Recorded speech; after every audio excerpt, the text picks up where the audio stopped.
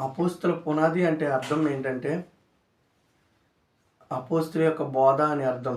చాలామందిని మీరు ఏ సహవాసంలో ఉన్నారని అడిగితే, మేము హెబ్రోన్‌లో ఉన్నాం, మేము ఆర్‌సీఎంలో ఉన్నాం, మేము లూథరన్‌లో ఉన్నాం, మేము పెంతెకోస్తులో ఉన్నాం అని చెప్తారు గానీ, మీరు ఏ సహవాసం అంటే అర్థం ఏంటంటే, మీరు ఏ పునాదిలో ఉన్నారని అర్థం.